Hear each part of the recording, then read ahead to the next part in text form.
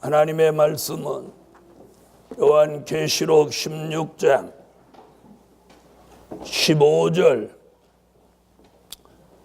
어저께 12절부터 14절까지 말씀드렸고, 오늘은 15절. 보라, 내가 도적같이 오리니 누구든지 깨어 자기 옷을 지켜 벌거벗고 다니지 아니하며 자기의 부끄러움을 보이지 아니하는 자가 복이 있도다. 자, 요한계시록을 깊이 모르시는 분은 16장 같은 일이 있을 때 가서 이렇게 해야 되는 거 아닌가 이러는 분들이 가끔 있어요. 이는 그 얘기가 아니고 16장 같은 일이 오는 걸 대비하고 깨어서 자기 옷을 지켜라, 이런 이야기예요. 그러니까 뭘 보면 이제 아느냐면, 계시록 21장과 22장은 새하늘과 새 땅에 대한 예언이지만 22장에 가면 22장 6절부터 많은 얘기들이 중요한 얘기들을 반복하고 있어요. 그래서 6절에서는 선지자들의 영을 받으면 결코 속히 될 일을 보인다. 22장 7절에는 이 예언의 말씀을 지키는 자가 복이 있다. 8절로 9절에는 천사라도 경배하지 마라. 아멘. 10절에 가서는 이 책의 예언의 말씀을 더 이상 임봉하지 마라. 때가 가깝다. 그리고 11절에 가서는 불의한 자, 의로운 자, 도로운 자, 거룩한 자 이렇게 구별한다. 12절에 가서는 내가 네게 줄 상이 있어 각 사람의 일한 대로 갚아준다. 그 다음에 13절, 4절로 가서는 자기 옷 두루마기를 빨아 입는 자가 복이 있다. 그리고 쭉 나가서 예언의 말씀을 가감하지 마라. 그래 놓고 20절에 가서 뭐라고 하냐면 아멘 주 예수여 오시옵소서. 만약에 22장 같은 일이 있는 그곳에 가서 예수 재림을 사모한다면 말이 안 되죠. 그죠? 그래서 중요한 얘기들을 제일 마지막에 가서 한 번 더 이렇게 경고성 발언으로 반복해서 기록해 놓은 거예요. 아멘. 그래서 16장 같이 진노의 7 대접재앙이 쏟아질 때 깨어 있어라, 자기 옷을 지켜라, 이런 얘기가 아니라 지금부터 그렇게 하라. 아멘. 그래서 오늘 진노의 7 대접재앙을 쏟을 때 오늘 중요한 게 깨어 있으라는 거예요. 못 있으라? 깨어 있어라. 자, 깨어 있는다는 게 뭐냐? 깨어 있다는 게 뭐냐면 영적 잠에서 깨어 있으라는 거예요. 그럼 영적 잠이 뭐냐면 안일, 태만, 게으름이에요.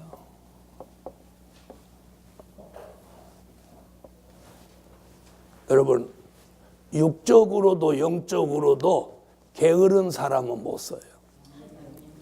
게으른. 육적으로도 게으른 사람은 그 삶이 고달퍼요.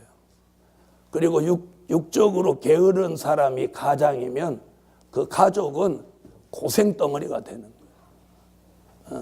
가장이 게을르면 그 집은 쪽박 차는 거예요. 쪽박 차는 거예요. 부지런한 사람은 굶지는 않아. 네, 그래서 영적으로도 게을른 게 굉장히 나쁜 거예요. 그래서 이 영적 잠이라는 게 뭐냐? 마태복음 25장 1절로 13절에 보면 다 뭐라고 하죠? 다 졸며 잘세 이러는 거예요. 졸며 잘세. 이게 영적 잠이란 말이에요. 그 영적 잠이라는 건 신랑 되시는 예수가 오시는데도 2000년부터 오신다고 그랬다 이렇게 말하는 사람. 안일, 태만, 게으름 그러면서 2000년 전부터 말세라고 했다 이렇게 말하는 그런 사람한테 제가 뭘 그려주느냐면 이런 걸 그려주는 거예요.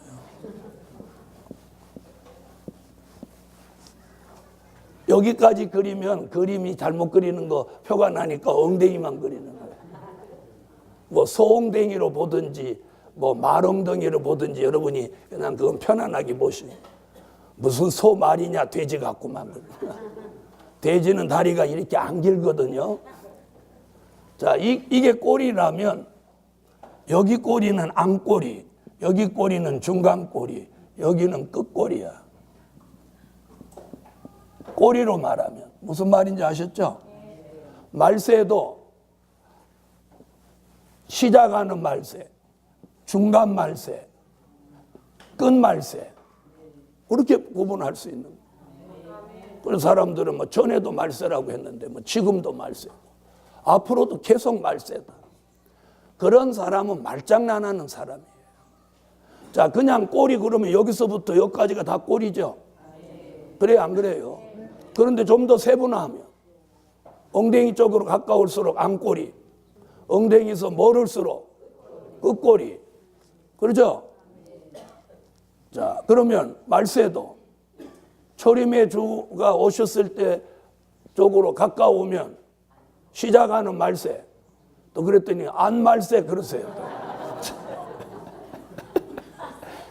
그럼 말이 이상하잖아. 시작하는 말세, 진행하는 말세, 마치는 말세. 이렇게 생각하시면 간단한 거예요. 간단한. 자, 그래서 우리는 마태복음 25장 찾으세요. 그런즉 깨어 있으라. 자, 그런데 이 깨어 있는 사람이 누구냐면 마태복음 25장 5절로 6절에 누구냐면 이게 외치는 자입니다. 누구? 외치는 자. 자, 이 사람은 누구냐면 열 처녀가 아니에요. 슬기로운 다섯 처녀도 아니고 미련한 다섯 처녀도 아니야. 왜? 이 사람들은 이미 다 졸며 자는 거야. 그런데 깨어 있는 사람이 외치는 자가 하나 있단 말이야. 다시 5절로 6절 읽어보.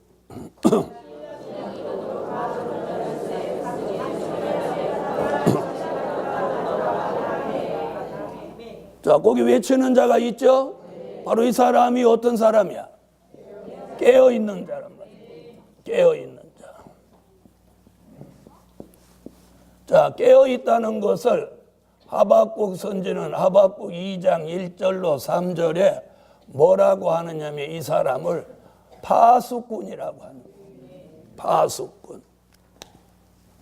자, 하박국 2장 1절로 3절 성루에 서 있는 파수꾼, 바로 이 파수꾼이 마태복음 25장 5절로 6절에 깨어있는 자. 결국 신랑이 오는 걸 보고 뭘 외쳐? 보라! 신랑이로다 맞으러 나오라! 그렇게 외치니까 열 처녀가 다 잠에서 깨어나는 거예요. 자, 마태복음 24장 37절로 44절에도 이때가 노아의 때와 같은데 먹고 마시고 시집가고 장가가는 데만 치우치지 말고 무엇하라고? 무엇하라고? 깨어있으라. 깨어있으라고. 읽으세요.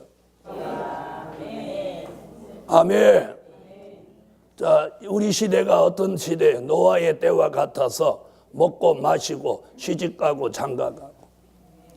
그래서 이 엄마들은 기도는 기도고 신앙은 신앙이고, 딸 있는 엄마들은 이런 데 와도 뭐 젊은 애 조금 괜찮은 애만 있으면 저거 사이 사면 좋겠다 이렇게 생각이. 그래가지고 밥 먹을 때도 열심히 하라고 보는 거예요. 밥을 여기다 붙이고 먹나 안 붙이고 먹나.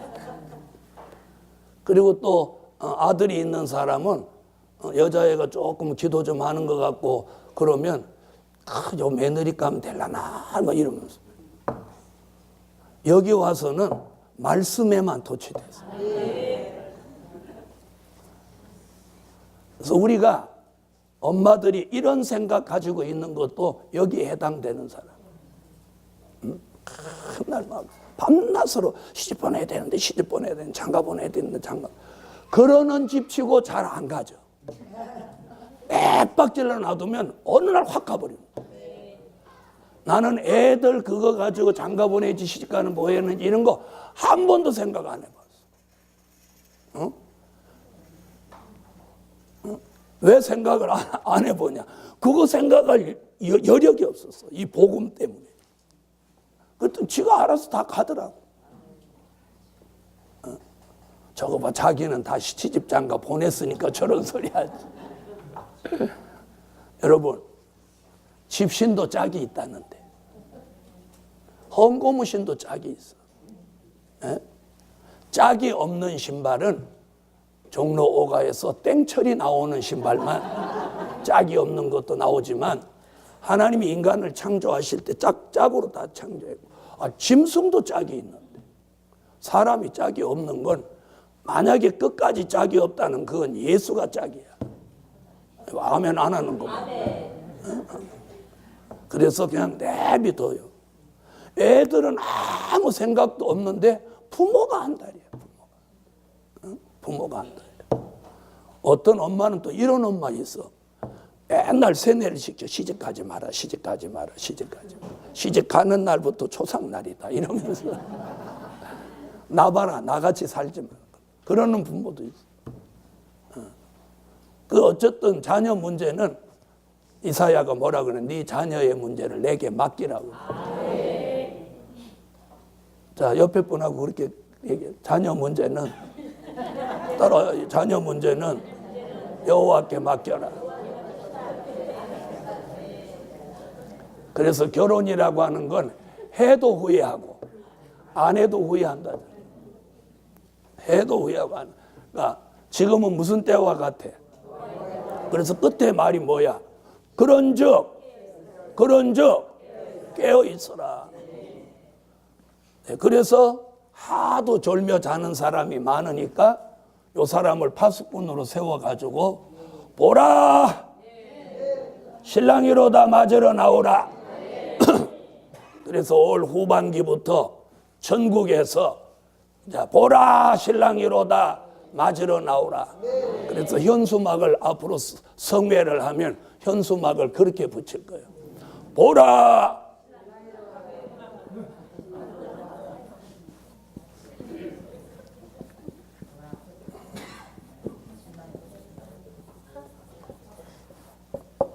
보라 신랑이로다 이렇게. 맞으러 나오라까지 해야 되겠지. 아니 맞으러 나오라까지 하면 안 돼. 신랑이로다 경고성 발언. 다 같이 보라, 신랑이로다.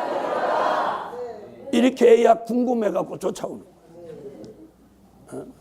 그래서 앞으로 이번에 하나님이 허락하시면 이번 2014년도 후반기에 이제 전국 대집회를 시작하는데 첫 번에 프랭카드를 이렇게 보라 신랑이로다 맞으러 나오라 이렇게 시작할 거예요.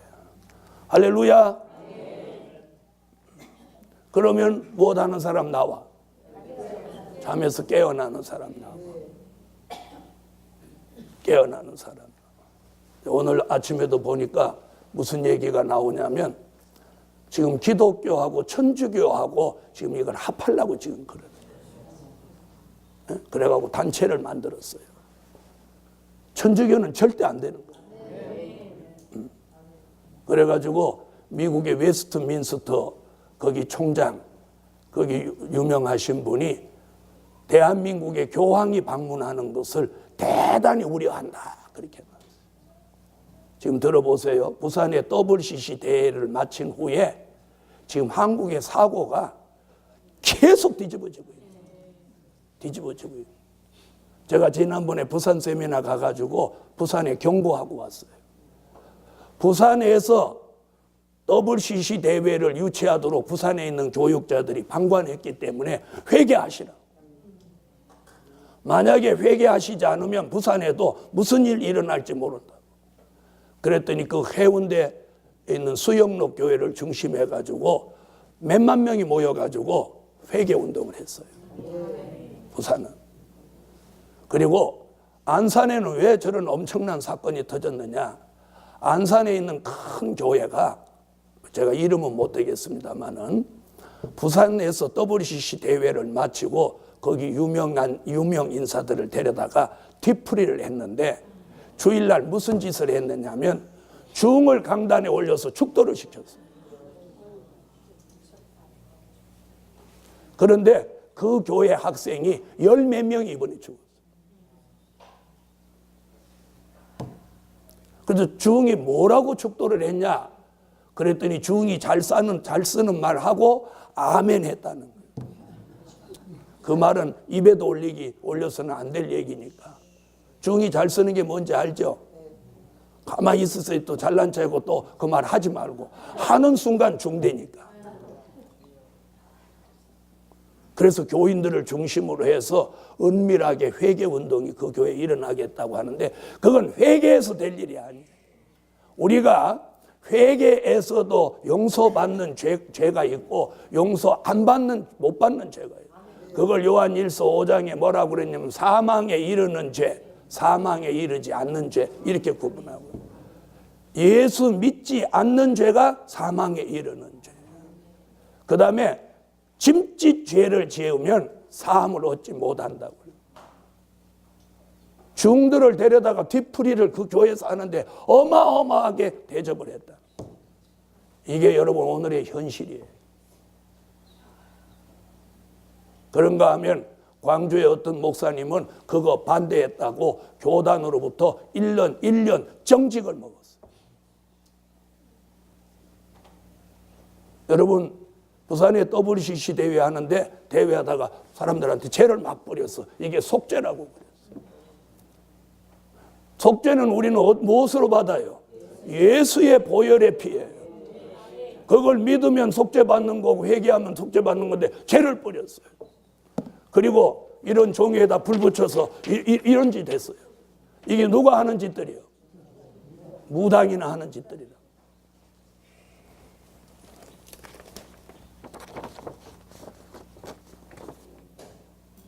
기도해야 돼.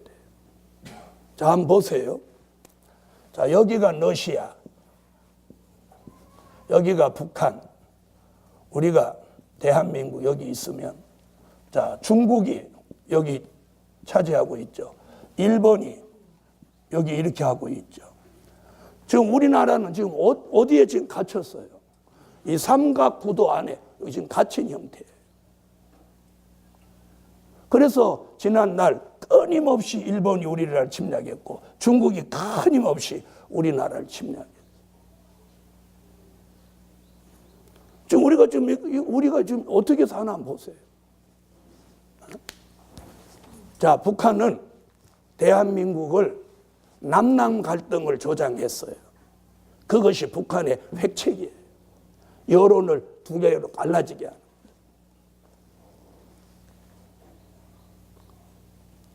그러면 대한민국이 지금 이런 지경인데 무엇의 소망이 있냐? 이거예요. 복음의 소망이에요. 복음의 소망. 그래서 현실은 대한민국이 지금 붕괴되게 돼 있어서 현실은. 현실은. 자, 무슨 일 하나도 제대로 할 수 있는 일이 없어요. 자, 한번 보세요. 여러분 잘 알죠? 여자 중 하나가 도롱뇽 보호한다고 저기 어떤 터널 못 뚫게 해가지고 5년을 딜레마에 빠져 있어요. 결국 환경조사하니까 거기는 도롱뇽 서식지도 아니었어요. 그래가지고 어쩌고저쩌고 해서 그거 개통했어요. 자, 그 다음에 보세요. 지금 남중국해가 일본과 중국, 필리핀, 인도 여기에서 지금 이 바다를 서로 막 장악하려고 난리치니까 대한민국이 제주도에다가 해군 기지 만들려고 했는데 제주도 사람 반이 반대를 해갖고 몇 년 동안 공사를 못해요. 결국 어떻게 해서 지금 공사하고 있는데 다른 데는 지금 바다를 뭐 영유권 주장하고 있는데 우리는 이제 공사하고 앉았어. 북한은 며칠 전에 잠수함 기지를 방송에 언론에 공개를 했어요. 그런데 우리는 잠수함 기지 이제 만드네. 저기는 잠수함 여러 척을 다 언론에 공개해요. 북한이 생긴 이후로 잠수함 기지를 언론에 공개한 적은 이번에 처음이에요. 그 뭘 의미하는 거예요? 수년 전에 우리는 천안함 폭침을 잠수함으로 겪었는데 남쪽에서는 뭐라고 하느냐? 자작극이라는 거예요. 자작극. 이런 미친 사람들. 지금도 그걸 자작극이라고 떠드는 사람이 인터넷에 있단 말이에요.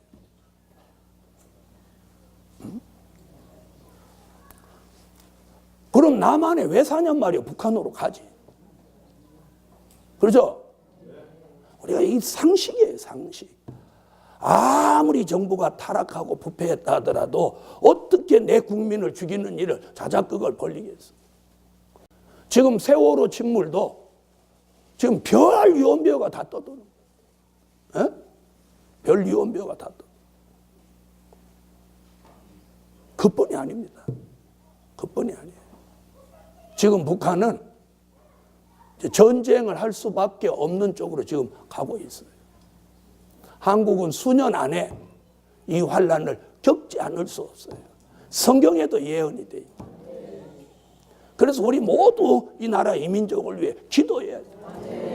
내 성경의 예언은 이 민족의 환란은 있지만 남과 북이 통일됩니다. 그래서 한번 보세요. 자, 북한이 이쪽에 또 버티고 있을 때 우리에 입지하고 북한이 사라져버리고 우리가 이렇게 남북한이 통일이 됐을 때에 입지하고 달라집니다. 이래도 이제 삼각구도에 갇히는 것 같지만 우리가 유리한 잡는 거예요. 무슨 말인지 아시죠? 우리는 일본하고도 줄다리기 하고 러시아하고도 줄다리기 하고 중국하고도 줄다리기 하면서 우리의 입지를 견고히 할 수 있어요. 남과 북이 통일이 되고 대한민국을 통해서 세계가 복음화되는 일이 여기서 벌어져요. 이게 이 복음이에요. 이거 말고는 소망이 없는 거예요. 무슨 소망이 있어? 서로 물고 뜯고 난리다. 그래서 우리가 오늘 이 공부하면 어떻게 깨어 있어야 돼.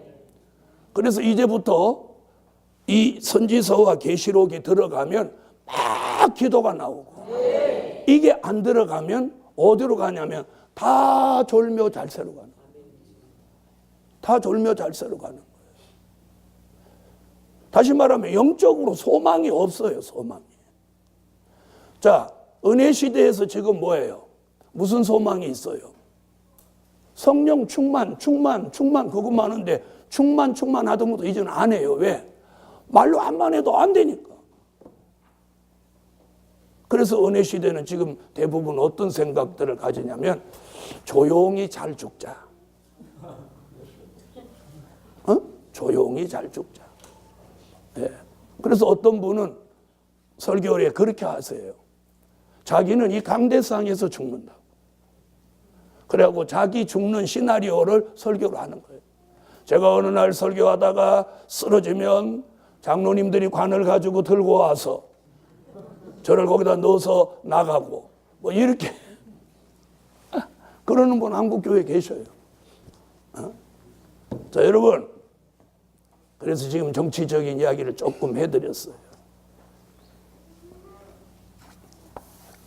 우리 모두 이 요한계시록을 통해서 이 시대를 보는 안목이 열려야 되고, 저번에 말씀드렸던 러시아 푸틴이 중국에 있는 시진핑과 군사 특별 협약 조약을 마치고 항공모함을 4척에서 5척을 중국에 만들어주기로 약속을 했어요. 그리고 러시아 천연가스를 중국에 공급해준다는 4천억 불 계약을 했어요. 4천억 불이에요. 4천억 불. 어마어마한 돈을 러시아가 가져가는 거예요. 천연가스를 얘도 공급하고. 그러니까 러시아는 꼭 먹고 안 먹고 하는 거예요. 항공모함 팔아먹고 또 가스 팔아먹고 또 항공모함 고장나면 수리하러 또 돈 받아먹어. 그 다음에 중국을 앞세워서 태평양 쪽으로 군사력을 밀어주는 그런 일들을 지금 하는 거예요. 그러니까 이제 미국은 그걸 막으려고 일본에다 힘을 실어주는 거예요. 그렇게 되면 우리나라는 뭐가 돼요?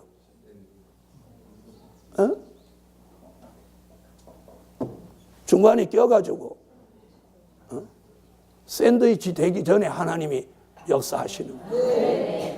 그런데 그런 나라보다 대한민국의 힘이 뭡니까? 하나님의 하나님. 예수 이름을 부르는 것이 대한민국의 힘이에요. 대한민국의 힘이에요. 대한민국의 힘이 뭐냐? 누가 정치를 잘해서도 아니고 누가 대단한 지도자가 있어서가 아니라 예수 이름 부르는 거예요. 이게 힘이에요. 일본에도 없고 중국에도 없고 러시아에도 없는 그 힘이 우리에게 있다. 그 힘이 있어야 돼.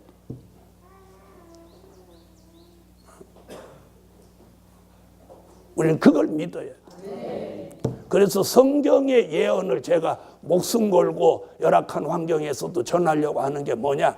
이것만이 소망이라. 이것만이 소망. 이것만이 소망이에요. 만약에 그것이 아니라면 제가 못났다고 이 나이에 여기에 막 올인하고 저는 그냥 우리 교회만 내가 따둑 하면 나 등 따시고 배부릅니다. 우리 교회에서 누구 뭐 나가라고 할 사람도 없고 나 딴지 거는 사람도 없습니다. 또 딴지 걸 그런 일 하지도 않고. 나 그냥 가만히 있으면 등 따시고 배부른 게 알아요? 자 보세요. 등 따신 건 누우면 등이 따뜻한 거예요. 일어나면 배부른 거예요. 이런 걸 등 따시고 배부르다는 거예요. 그래도 내가 그렇게 살면 룰루랄라 하고 슬슬 부흥회 나가면 강사료 주면 그냥 나 혼자 먹고 살아도 되는. 그런데 왜 막 이렇게 하냐? 저는 여기에다 다 올인하고 살아요. 네, 다 올인하고. 왜 그렇게 하냐? 이것만이 저에게도 살 길이고 여러분에게도 살 길이고 대한민국에 살 길이고 기독교에 살 길이고 그걸 깨달았기 때문에. 그래서 오늘 깨어 있어야 돼. 깨어 있다는 건 뭐냐면 정신 차리라는 거예요. 정신을 차리라. 자 보세요. 잠에서 깨어났어도 잠이 덜 깬 사람은 이러고 있는 거예요. 여러분 정신 차려 정신 차려 그러죠. 오늘 좀 덜 깨어나신 분은 오늘 정신 차리라. 자 그래서 여기 깨어 있어라. 근데 깨어 있으라고 해도 잘 안 깨어나면 스가랴 4장 1절에 천사가 와서 깨운다는 거예요. 자 여러분 사도들이 옥중에 있는데 천사가 와서 일어나라고도 안 일어나니까 천사가 옆구리를 천사도 인간성이 있는가 봐요. 천사가 인간성이 있을 수는 없죠. 근데 옆구리를 걷어차버린 거야. 일어나라 일어나라 해도 하도 안 일어나니까 깨우기 위해서. 여러분 오늘 존말로 할 때 깨어나야지. 말 안 깨어나라 깨어나라도 안 깨어나면 어디 채요? 그럼 옆구리 채이고 깨어나는 게 나요? 안 채이고 깨어나는 게 나요? 자, 스가랴 4장 1절 읽으세요.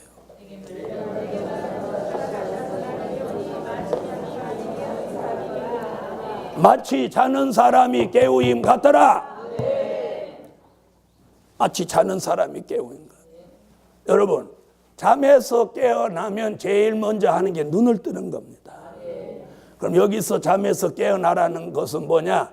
이 눈이 열려야 돼. 말씀을 보는 안목, 시대를 보는 안목이 열리라는 거예요. 그래서 이사야 선지도 이사야 52장 1절에 깰지어다 깰지어다 이렇게 말해요. 깰지어다 깰지어다.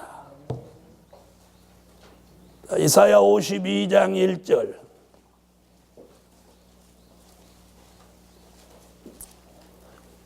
자, 찾으셨으면 읽어주세요.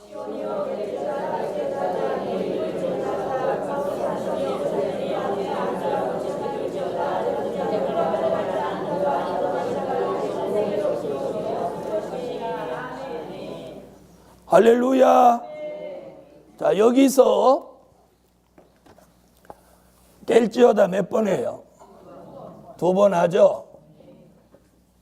첫 번은 잠에서 깨어라는 말이고, 2번째는 취한 데서 깨어나라는 거예요. 취한 데서.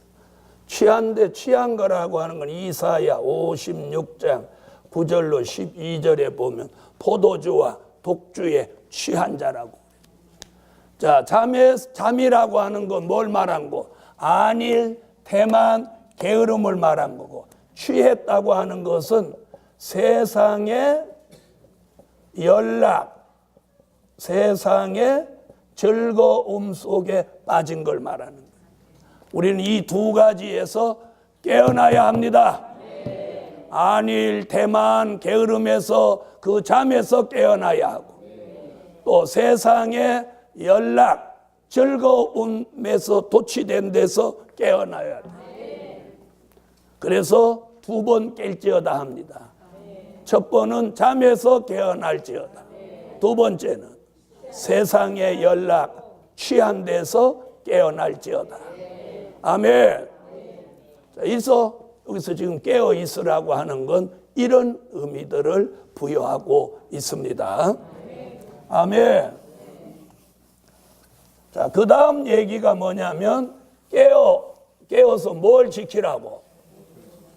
에? 자기 옷을 지켜. 옷을 지켜서 벌거벗은 수치를 보이지 않게 해라. 자, 뭘 지켜라? 자, 옷이라고 하는 것은 뭘로 보냐면 예복입니다. 예복. 마태복음 22장 11절로 13절에 옷은 예복. 자, 마태복음 22장 11절로 13절. 예복이 없으면 버림받는다는 거예요. 자, 그 예복 얘기는 요한계시록 3장 4절, 요한계시록 19장 6절로 8절, 요한계시록 19장 14절로 15절 계속해서 예복 얘기 나오고요. 계시록 3장 4절 옷을 더럽히지 않은 자 몇 명이 있어 그들은 나와 함께 다닌다 합당한 자다. 19장 6절로 8절. 자, 빛나고 깨끗한 세마포.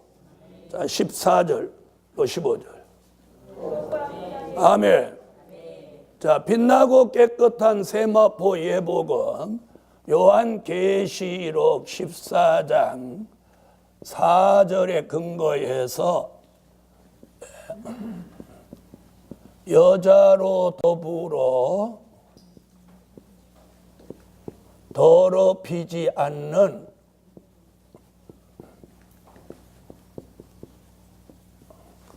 뭘 말하느냐면 신앙의 정절을 말합니다. 신앙의 정절. 아멘. 자, 여기서 말하는 이 여자는 성별로 말하는 여자가 아니고 요한계시록 17장 1절로 3절에 말하는 음녀교회입니다. 자, 음력교회는 어떤 교회냐면 용공주의 교회입니다. 용공주의 교회. 공산주의를 와 손을 잡고 나오는 교회. 자, 그 다음에 다원주의 교회입니다.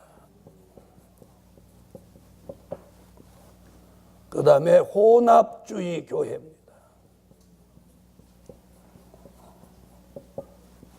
그 다음에 자유주의 교회입니다.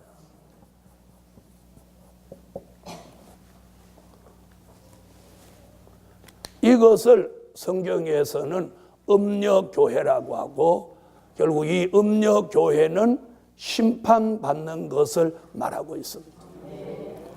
그래서 이 음력교회와 타협하지 않는 정절,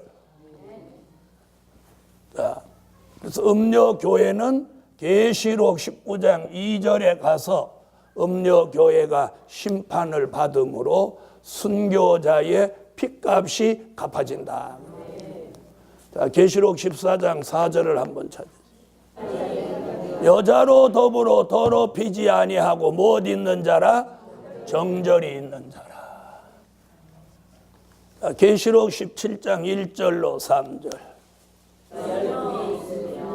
여기서 붉은 빛 짐승을 탔다고 하는 건 요한계시록 6장 3절로 4절에 이 붉은 말을 말합니다. 이 붉은 말은 공산주의를 말하는 거예요.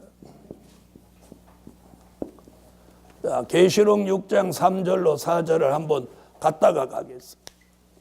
요한계시록 6장 3절로 4절.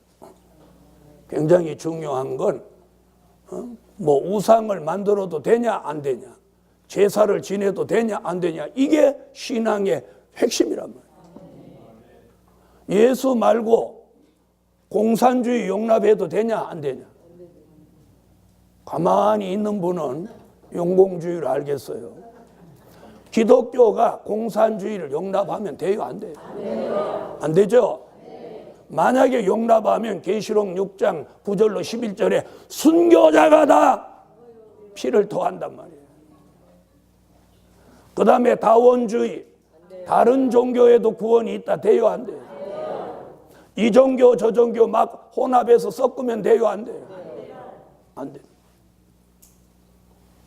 그 다음에 교회가 자유주의, 법과 원칙을 지키지 않고 마음대로 예배 형식도 다 바꾸고 법도 다 바꾸고 자유롭게 믿으면 된다, 이러면 돼요 안 돼요?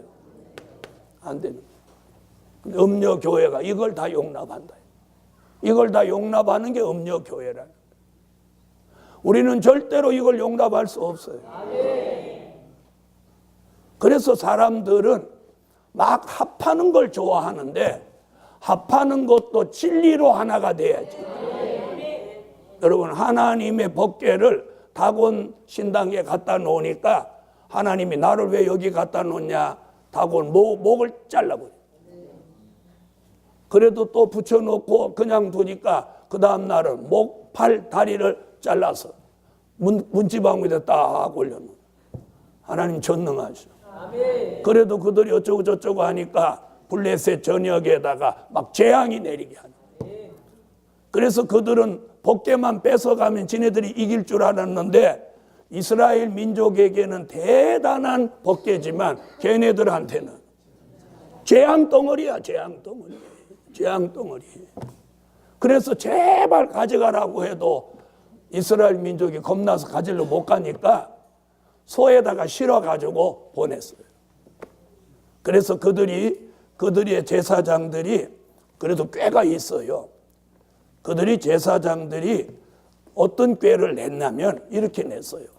송아지가 딸린 암소를 취해서 송아지를 집에 두고 법궤를 실어가지고 소를 보내면, 그가 이스라엘 국경으로 넘어가면 그게 하나님의 뜻이고, 돌아오면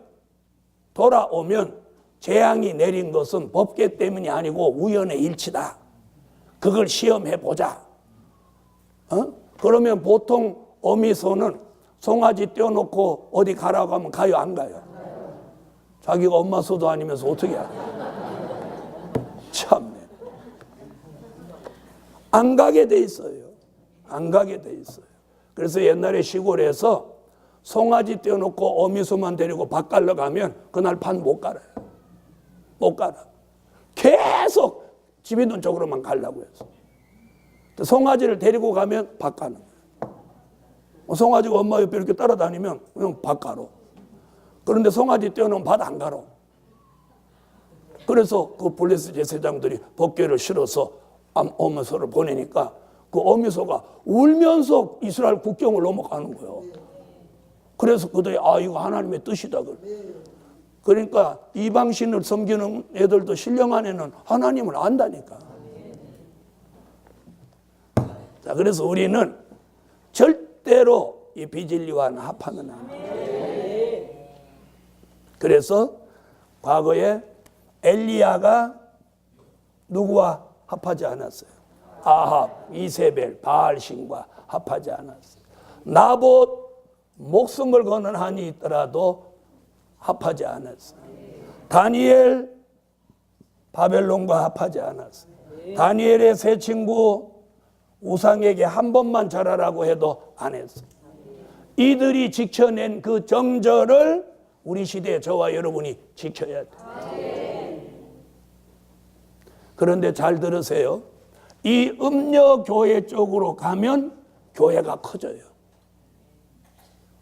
여러분, 주님이 원하는 것이 큰 교회일까요?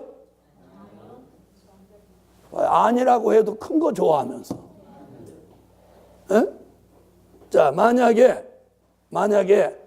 다원주의로 가면서 큰 교회 담임하라고 하면 담임하러 가요, 안 가요? 누가 초청하는 사람도 없으니까 지금 그러는 거지. 참. 여러분, 대한민국에서 제일 큰 교회, 열성꼬락 안에 들어가는 교회 맡으라고 하면 안 해요? 안 하는 게 아니라 못 하겠죠. 여러분, 교인 많고 교회 크다고 좋은 거 아니에요? 많으면 그만큼 잔소리하는 사람도 많다는 거예요. 네? 제가 아는 교회 교인이 한 1000명쯤 되는데 그 교회는 창설자가 12명이에요. 12명이 창설을 해서 목사님을 모셔왔는데 목사님은 결재권이 없어. 돈 100만 원을 지출해도 이 12명이 사인을 해야 지출이 돼요. 그러니까 목사님이 무슨 일 하자고 그래도 12명이 반대하면 목사님이 아무 일도 못하는 거예요. 그러니까 목사님이 노버터예요, 노버터. 설교만 하고 그냥 사례나 받고. 그런 목회는 뭐가 없는 목회야? 생명력이 없는 목회야. 그런데 대우는 얼마나 잘해주냐? 그 교회 부목사가 본봉만 390만 원. 부목사가. 그럼 담임 목사는 얼마나 많이 받겠어요? 에? 한 5배 받을 거예요. 5배. 그럼 얼마겠어요? 그러니까 그 목사님은 안식년을 꼬박꼬박 챙겨 먹고. 그러니까 막 교회를 위해 복음을 위해서 막 열정으로 희생을 안 하는 거예요. 그 교회는 의미가 없는 교회예요. 그래가지고 돈 조금만 쓰는 것도 이 12명이 돌아가면서 다 사인을 해야 돼. 별난 교회도 다 있어. 그럼 그 교회야말로 무슨 회사야? 그 교회야말로 12명 주식회사지. 주식회사지. 12명이 투자해갖고 교회 만들어가지고 교회 운영을 자기들이 하니까 12명이 이사고 그 교회 담임 목사는 이사 측에도 못 들어가는 거지. 사인하는 데가 없으니까. 그러면 그 목사님은 뭐요?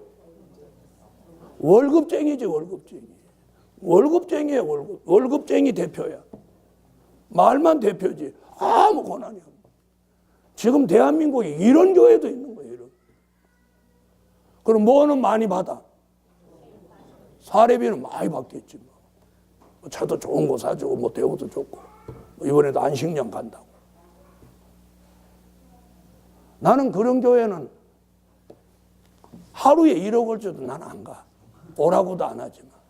거기 가갖고 그게 창살 없는 감옥같이 그런 목회를 어떻게 해? 에? 노보시지. 그런 교회도 참 많은가 봐요. 에? 그 교회 발전 없어요. 그 교회. 그죠? 그 교회 어떻게 발전이 있겠어요? 완전히 그 현대판 주식에 살죠. 자, 보세요. 그래서 여기 여자로 더불어 더럽히지 않은 신앙의 정절이 뭐냐면 이 음녀교회예요. 이게 계시록 말고는 이런 말씀이 없다는 거예요. 그러니까 알 수가 없는 거예요. 그래서 오늘 이 신앙의 정절을 지켜야 돼요. 그래서 이 요한 계시록을 통해서 이 신앙의 기준, 복음의 기준이 서야 현실에 일어나는 것에 대한 옳고 그름을 판단하게 됩니다. 그 기준을 어디다 둬야 돼? 말씀에다 둬야 되는 거예요. 말씀에다. 무슨 말인지 아시겠어요? 그러니까 이 기준이 없으니까 그것도 되겠지. 그러는. 이것이 뭐예요? 이 예복이라. 그래서 이 예복을 더럽히지 않는 자가 결국 뭐가 되는 거예요? 신부. 신부가 되는 거예요. 신부. 그래서 계시록 16장 같은 시대가 오기 전에 깨어서 자기 옷을 지키라는 거예요. 자, 그 다음. 그래서 14절이요.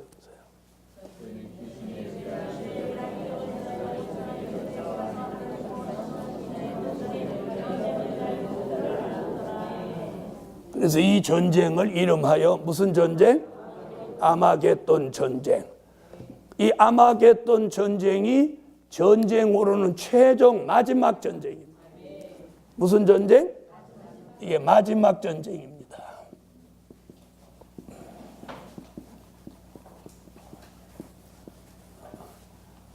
자, 계시록 17장 13절로 14절에도 그 전쟁 얘기합니다. 자, 13절 보세요. 저희가 한 뜻을 가지고 자기의 능력과 권세를 짐승에게 주더라. 저희가 한 건 13절 시작할 때 저희가 어린 양으로 더불어 싸우려니와, 거기 나오죠? 싸우려니와 이게 뭐예요? 전쟁. 자, 그럼 이 아마겟돈 전쟁을 일으키는 걸 지금 13절로 14절에 뭐라고 그랬어요? 저희가 그럽니다. 13절, 14절에 계시록 17장 13절, 14절에서 저희가 그런 거예요. 그럼 이 저희가 그런 것이 뭐냐? 누구를 저희가 하느냐? 여덟째 왕과 열뿔입니다. 자, 여덟째 왕 얘기는 계시록 17장 9절로 11절에 나오죠. 자, 9절로 11절. 아멘. 자, 여덟째 왕 나오죠. 그럼 여덟째 왕은 누구냐? 현실로 볼 때 너시아라고 말씀을 드렸죠. 너시아. 그 다음에 열뿔은 계시록 17장 12절로 13절에 뭐라고 그랬어요? 열뿔은 열왕인데 아직 나라를 얻지 못하였고 짐승으로 더불어 일시 동안 권세를 얻는다. 그래서 열뿔은 앞으로 너시아를 추정하는 몇 개 나라? 10개 나라가 나온다는 거예요. 그래서 여러분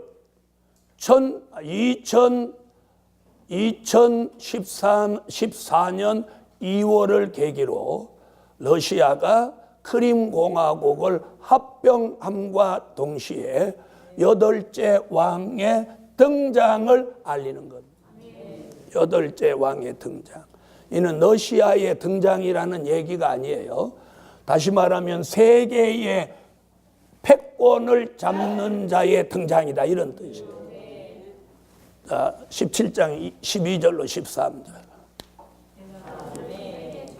그래서 앞으로 푸틴의 움직임을 잘 보세요. 그리고 이제 러시아라고 하는 나라와 푸틴이라고 하는 이 지도자의 이름이 수시로 언론에 자꾸 등장합니다. 자꾸 등장합니다. 자꾸 등장해요. 그러면서 이제 앞으로 몇 개 나라가, 10개 나라가 러시아의 수종 역할을 하는 나라가 앞으로 나온다는, 이게 예언이에요. 이게 예언이에요. 자, 요한계시록을 하는 많은 종들은 8째 왕을 지금 누구로 보냐면 자꾸 중국으로 보는 거예요. 이게 중국으로 보는 이유가 뭐냐면 현실을 보고 그러는 거예요. 근데 성경은 뭐라고 했느냐면 9절로 11절에 자, 뭐라고 했느냐면 8째 왕은 7 중에 속한 자다. 그러니까 러시아의 전신이 소련이거든요. 그래서 7번째 머리가 소련이란 말이에요. 소련. 자, 그런데 중국의 전신은 뭐예요? 모택동, 중공이란 말이에요. 그럼 그 중공이 지금 중국과 같은 얘기예요. 이름만 바꿨지. 그죠? 그러면 그 전신이 뭐냐? 장개석 총통이 만들었던 자유주의 중국이란 말이에요. 그렇죠? 그걸 정확하게 말하면 중화민국이죠. 네. 지금 이제 대만에 몰려가 있지만. 그러니까 중국의 전신은 공산주의가 아니었단 말이에요. 무슨 말인지 아시죠? 그러니까 안 맞는 거예요. 그리고 중화민국은 7째 머리도 아니었고, 그래서 7번째 머리가 소련이란 말이에요. 그런데 8번째 등장하는 왕은 요 11절에 그 답이 정확하게 있는 거예요. 몇 번째에 속한 자라? 7 중에 속한 자라. 이게 정답이란 말이에요. 그래서 성경에는 정확한 답을 가지고 있어요. 자, 17장 11절을 다 같이 한번 읽으세요. 자, 그 다음에 러시아가 몇째 왕이 되지만, 8째 왕이 되지만, 이 러시아를 끝으로 저가 멸망으로 들어가리라. 이 부분이 너무 감사한 거예요. 저가 계속 승리하리라 이러면 우리는 큰일 나는 거예요. 근데 저가 멸망으로 들어가리라. 8째 왕 러시아는 이제 세계의 최고의 통치자로 등장을 해서 결국 이가 8째 왕으로 등장하면서 무슨 시대가 오느냐면 계시록 13장 수정통치 시대가 옵니다. 자, 그러기 전에 무슨 전쟁이 일어나고 유프라데 전쟁이 일어나서 이 8째 왕이 열불을 거느리고 중동 전쟁에 승리를 하고 세계의 패권을 잡는다는 것이 성경의 예언입니다. 아멘. 자, 그러면 우리는 잘 들어보세요. 8째 왕이 점점 힘을 얻으면 얻을수록 그날이 가까운 거예요. 그날이 언제냐? 자, 한번 보세요. 중동 전쟁을 치르면서 8째 왕으로 확정되는 거예요. 지금은 8째 왕으로 등장한 거고, 등장했어요. 여기 가서 이 전쟁에서 승리하면서 이제 8째 왕으로 확정되면 세계를 다스리는 패권을 잡는 거예요. 그러면 8째 왕이 점점 강성하여지면 여기가 가깝죠? 여기가 가깝다는 얘기는 다른 쪽으로 말하면 무엇할 날이 가까워? 다시 예언할 날이 가까워. 다시 예언할 날이 가깝다고 하는 것은 하나님의 인마전종 14만 4천의 수가 채워지는 날이 가깝다는 거예요. 그러면 우리는 무슨 일을 열심히 해야 되겠어요? 에? 아니, 입맞은 종 나오도록 외쳐야죠. 보라! 외쳐야 돼. 외쳐야 돼. 그래서 여러분이 한 주간 여기서 말씀 받으셨으면 교회 가서도 외치고 가정에 가서도 외치고 만나는 사람마다 외쳐야 돼. 외쳐야 돼. 담대히. 네, 그래서 2014년 후반기부터는 조직적으로 외치려고 합니다. 네, 그래서 이번에 강사진을 우선 12명 정도를 선발하고 그 다음에 이 집회를 주관할 수 있는 부서를 조직을 해가지고 거기서 제가 물질은 대고 거기서 조직을 해가지고 날짜 잡고 장소 선정하고 강사하고 그리고 뭐 숙식은 어떻게 해 이런 준비위원들을 만들어가지고 그래서 기획력이 있는 종들이 거기 모여가지고 그 준비위원회를 만들어서 그 아주 조직적으로 하려고. 조직적으로. 할 수 있다. 할렐루야. 어?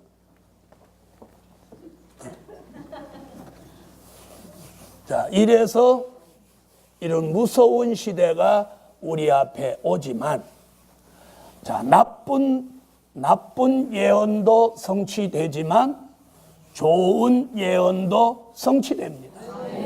그래서 예언의 성취는 좋은 일과 나쁜 일이 함께 겹쳐오는 거예요. 겹쳐오는 거예요. 자, 그 다음 오늘은 16장 끝내야죠. 자, 17절부터 21절까지 읽으세요. 자, 7번째 대접을 쏟으면 큰 지진이 나는데 한마디로 말하면 지구가 바스라져 버리는 거예요. 지구가 천갈래 만갈래로 갈라지는 지진이에요. 거기 뭐라고 그랬어요? 사람이 살아옴으로 이 같은 지진이 없었더라. 그 다음에 우박이 몇 킬로? 네, 40kg 정도의 우박이 쏟아져 내리는. 우박이 40kg짜리 쌀 2포대짜리 떨어지는. 그게 막 쏟아지는. 그럼 어떻게 되겠어요? 지구는 초토화되고. 자, 이렇게 막을 내리게 되는 것을 뭐라고 했어요? 산자의 심판이라고 한 거예요. 할렐루야. 자, 그러면 보세요. 이제 무슨 얘기를 하나 하려고 하느냐면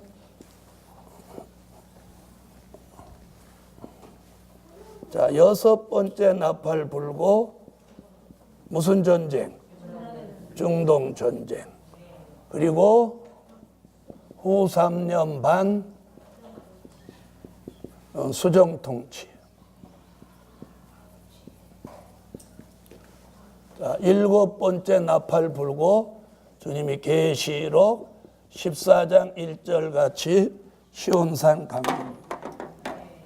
자, 그리고 계시록 16장 같이 진노의 7 대접재앙 쏟아요. 첫째, 둘째, 셋째, 넷째, 다섯, 여섯, 일곱. 지금 무슨 얘기 하려고 하냐면 다니엘서 12장 11절로 12절을 찾으세요. 자, 다니엘서에 뭐라고 하느냐면 참 성경 희한해요. 계시록에다가 1260일 얘기를 다 해놨는데 다니엘서 제일 끝에 가가지고 여기서 1290일을 지나 1335일에 이르는 자는 복이 있다는 얘기를 여기다 갖다가 다니엘서 제일 끝에다 갖다 이렇게 살짝 얹어놨어요. 그러니까 다니엘서를 모르는 사람, 못 읽는 사람, 또 건성으로 읽는 사람은 이게 무슨 말이다냐. 그러니까 이 말씀을 계시록하고 이렇게 붙이지 않으면 해답이 안 나옵니다. 그러다 붙여도 어디다 붙여야 될지 모르면 모르는 거예요. 그래서 이 그림이 필요한 거예요. 자, 보세요. 여기서부터 여기까지 수정통치 기간이 1260일입니다. 그렇죠? 그런데 여기 지금 뭐라고 그랬느냐면 매일 드리는 제사를 폐하고 멸망케 할 물건이 거룩한데 쓸 때부터, 그게 뭐예요? 이게 수정통치 시작이에요. 우상을 만들고 우상에게 경배하는 시대가 바로 이 시점이란 말이에요. 그로부터 뭘 말하느냐면 1290일을 지나 1335일에 이르는 자는 복이 있다. 이렇게 말하는 거예요. 자, 그럼 주목해 보세요. 자, 여기서부터 여기까지가 1260일이면 요 중간까지가 1290일이에요. 그리고 끝까지 가면 1335일. 그럼 1335일에서 1260일을 빼면 여기서부터 여기까지 기간이 75일이에요. 자, 여기까지 기간은 45일, 여기까지 기간은 30일. 그래서 합한 숫자가 75일. 자, 다시 말하면 진노의 7 대접재앙을 쏟아서 이 세상을 심판하고 이게 다시 회복되고 하는 이 과정이 며칠 걸리냐? 75일 걸립니다. 여기 75일 동안 이루어지는. 자, 그럼 들어보세요. 자, 그럼 이 그림을 이제 보여드립니다. 한 번만 얘기 더 하고 마칠게요. 자, 보세요.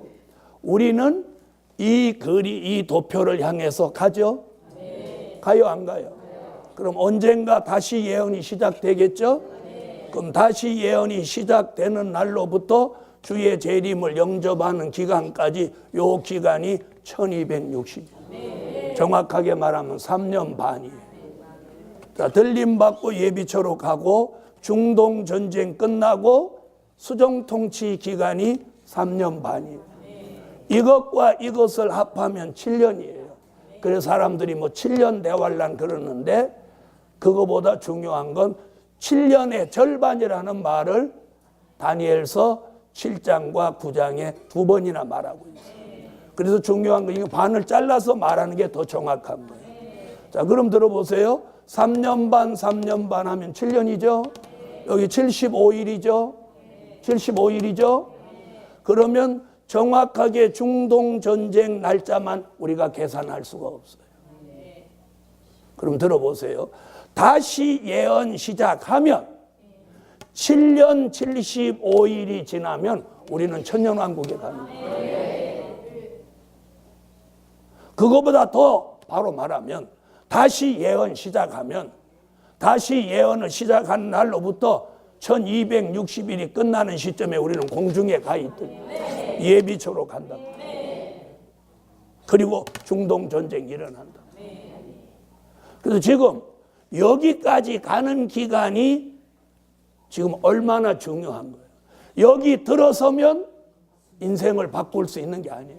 확정이에요, 확정. 다시 예언하는 종은 순교자와 함께 주의 재림을 공중에서 맞이하고 다시 예언할 때 따라 나온 사람은 예비초로 가고 이것도 저것도 못한 사람은 중동 전쟁에 3분의 1이 죽고 남은 사람은 3분의 2가 수정통치 시대에 들어갔다가 진노의 7 대접재앙을 맞아가지고 육체는 새의 밥이 되고 영혼은 음부에 떨어져 버리는 이런 후에 지구 전체가 천년왕국 그리스도의 나라를 이루어서 들림받았던 종은 사랑하시는 성에 예수님을 모시고 왕과 제사장이 되고 예비처에 있던 사람은 보호처를 거쳐 나와서 성도들의 진에서 백성으로 천년을 살게 되는 거예요. 그리고 지금 우리가 지금 얼마나 지금 중요한 시기에 지금 살고 있냐. 그럼 우리가 무슨 일에 올인을 해야 되겠어요? 애 낳는 일에 올인을 해야 되겠어요? 시집가고 장가가는 일에 올인을 해야 되겠어요? 복음을 전해서 하나님의 뜻을 이루는 일에 올인을 해야 돼요. 그래서 연세 걱정하지 말라는 거예요. 히스기야 왕이 하룻밤 기도로 몇 년? 15년 연장받았어요. 다시 예언 시작하면 7년 75일, 중동 전쟁이 얼마가 될지 모르지만 그거까지 앞에도 15년만 생명을 연장받으면 들어가고도 남아. 그리고 다시 예언이 시작되면 이 사람은 3일 반만 쓰러져 죽을 거니까 뭐 15년도 상관없는 얘기예요. 다시 예언만 시작되면 확정되는 거예요. 우리가 이렇게 지금 중요한 시대에 살고 있습니다. 그래서 지금 세계의 정세가 국내의 정세와 이북의 정세, 이것이 맞물려 갖고 지금 아주 탄력을 받아서 지금 막 급변하고 있는 거예요. 그래서 매스컴에서도 지금 신냉전 시대라고 말하고 있어요. 그러므로 오늘도 말씀에 깨달음이 있으시기를 예수의 이름으로 축원합니다. 오늘 16장까지 끝냈습니다. 기도드립니다.